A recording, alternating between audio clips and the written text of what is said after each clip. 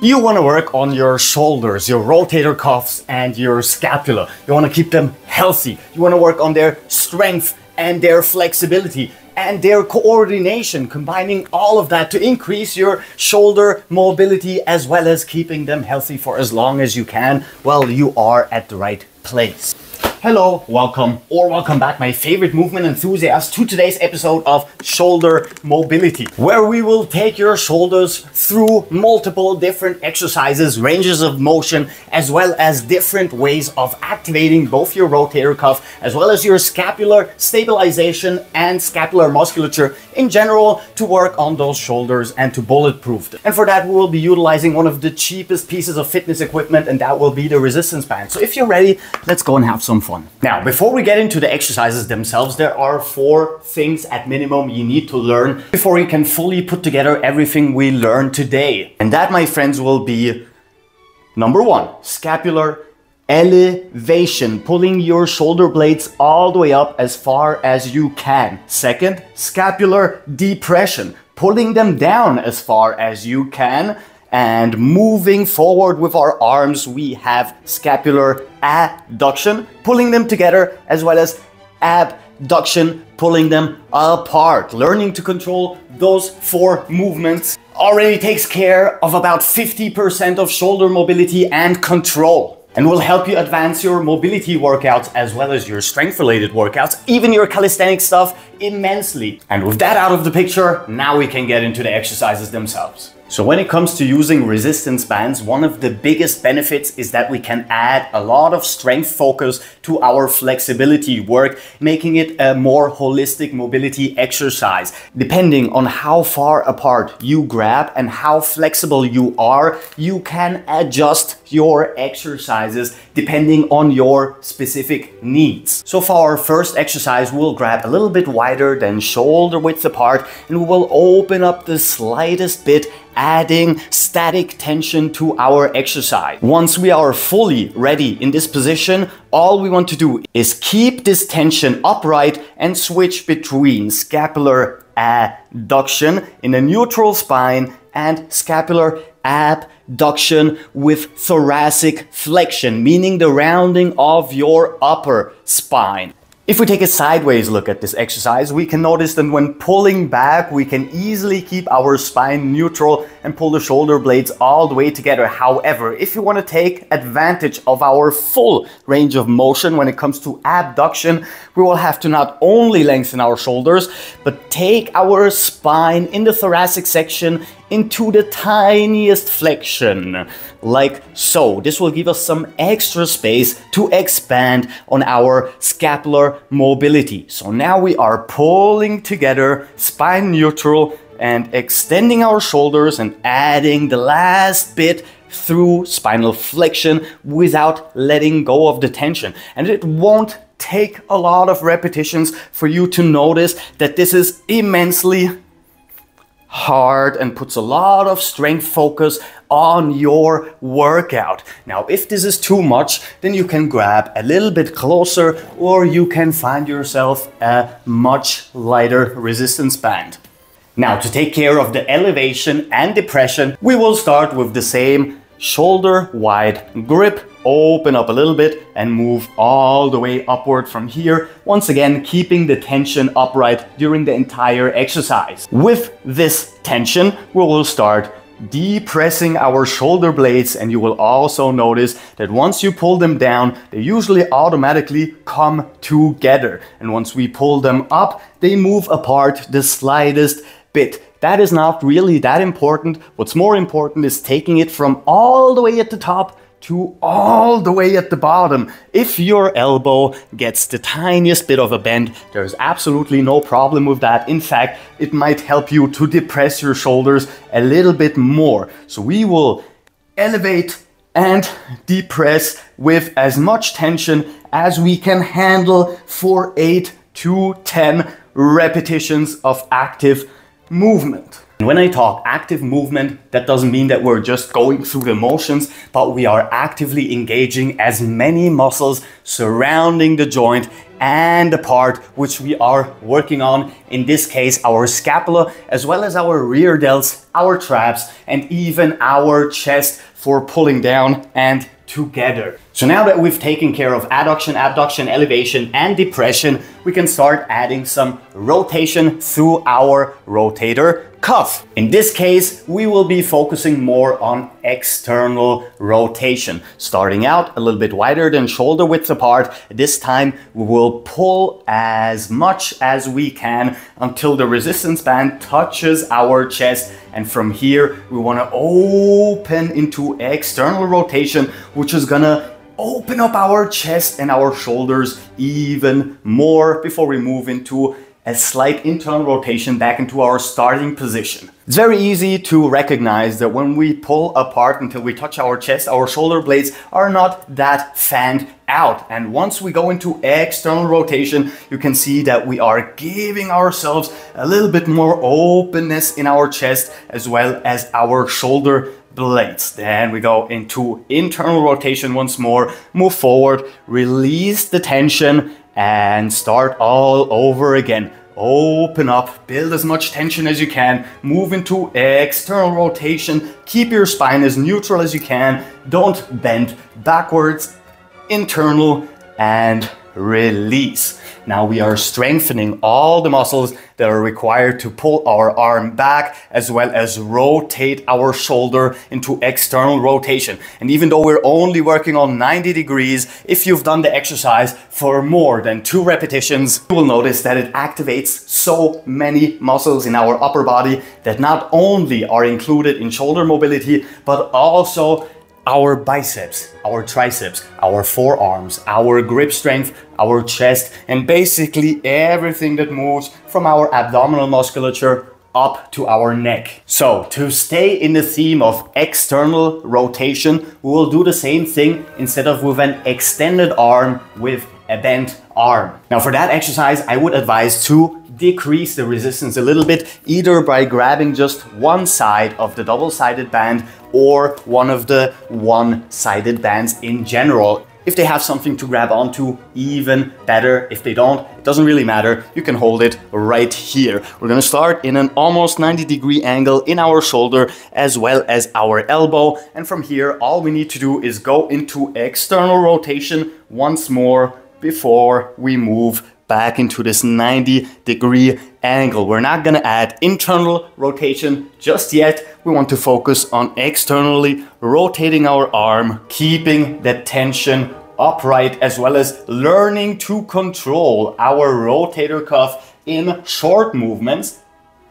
before we move on to longer and longer movements. Be careful to not lower your elbow or your arm and keep it at almost shoulder level. If it moves down or up a centimeter or two, there's absolutely no problem. But once you go down all the way, now you're starting to release all the tension we're building in our delts, around our rotator cuff, in our chest. And over time, you will notice that keeping that arm up here will add a lot more strength benefits to this external rotation movement than it would if you would work from just down here. If you are short on time, there is absolutely no problem in working with symmetrical movements. I think I'm too strong for this.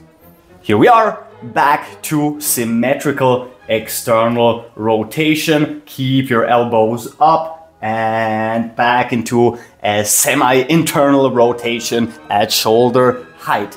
External and internal. Now the only problem with this sort of band when it comes to symmetrical external rotation is this. I don't really mind that much, but just be careful not to slap yourself in the face while you're doing the exercise. Maybe work asymmetrically first before you start pushing your face into resistance bands. And now it's time to expand on our movement with a longer range of motion, going from external rotation into controlled internal rotation with our elbows still at shoulder height, or at least very close to shoulder height. externally rotate. If you can go further back than your shoulder, that is absolutely amazing. And if you can go internally until your hand is right below your elbow, that is also amazing. If you can't, over time, your range of motion will definitely increase in those movement parts. An additional benefit of this exercise is not only that we are working through internal and external rotation, but we're also getting some scapular upward rotation the more we move into the internal part, and we're getting scapular depression the tiniest bit when we go into the external rotation part. Which leads us to adding a final step to our rotations, going through complete rotator cuff rotations, 360 degrees. Now we're not only going through the motions, I see a lot of people just flailing their arms around, and this will probably lead to a higher risk of injury than keeping your shoulders healthy. What we want to do when we work on full rotations is taking not only our rotator cuff, but also our scapula through all 4 movements that we learned in the very beginning. We start by pulling the resistance band apart and moving into scapular abduction. From all the way down here, we have scapular upward rotation, only abduction at neutral height. And when we move up, we want to pull those shoulder blades all the way up into elevation, adduction, pulling them back together, and scapular depression, pulling them all the way down.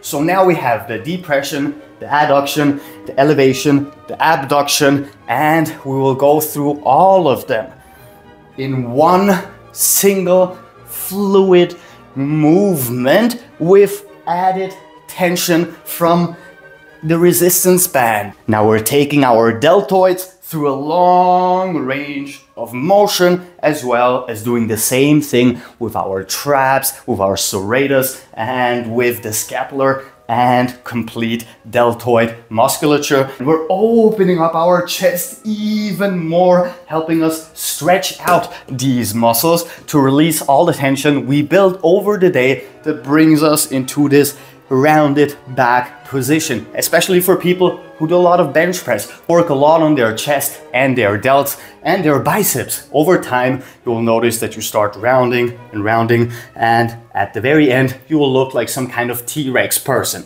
We don't want that, so using the resistance band to open up our chest and move our arms behind our upper body can help us get rid of all that tension, because in this case we are using the biomechanics of reciprocal inhibition, which means that we are flexing the antagonists of the muscles we are stretching. In this case, all the muscles that are actively working on pulling our arms back, which lead to relaxation in all the muscles that are required to pull our arms forward. The same thing goes, of course, for the other side, meaning that when moving forward and flexing your chest, you are actively relaxing all the muscles in the backside, which are the antagonists of your chest musculature. So now we have an additional movement of just opening up, bring our arms back as much as we can, and at the very end of the movement, externally rotate for some additional opening in our chest before we slowly release. Move forward, don't let go of all of the tension, keep the tiniest bit of tension going, and open up and externally rotate once more. Which will move us to today's final exercise, and the one that requires the most control and the most strength, because we will be using the thickest resistance band we can work with. Bring it right there behind our back, on top of our shoulder blades. We're gonna close our arms, move into a quadrupedal position, a little bit wider than shoulder width apart. Keep those hands rotated outwards and extended. And from here, want to go into scapular adduction, as well as scapular abduction and thoracic flexion. We're gonna hold for 3, 2, 1 before we slowly move back into pulling our shoulder blades together, and from here you can actively move into a lumbar extension just to give us a little bit more of range of motion when we switch into flexion and abduction once more. Hold for 3, 2, 1, and in a very controlled fashion, pull those shoulder blades together and move back into lumbar extension.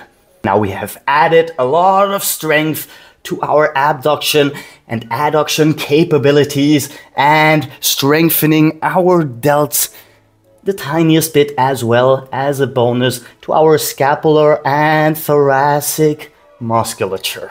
Now, the best part about all of these exercises, that they're not only there to help you work on your mobility, you can also use them to rehabilitate your shoulder joints, as well as prehab, work on avoiding injuries in the future. We are also building a lot of strength and a lot of control that we will definitely benefit from in other sports. Even if you are someone who plays baseball or tennis or whatever it is, where you have a lot of movement in your rotator cuff and your scapula, as well as a lot of strength and a high risk of injury. This will help you not only advance your sport, but stay away from those injuries. And the older we get, the higher the chances we have to injuring our shoulders. And we can circumvent this by working on them actively, at the very least 2 times a week. Take out 10 to 15 minutes of your time, block it in your calendar, and work on your joints. You won't regret it,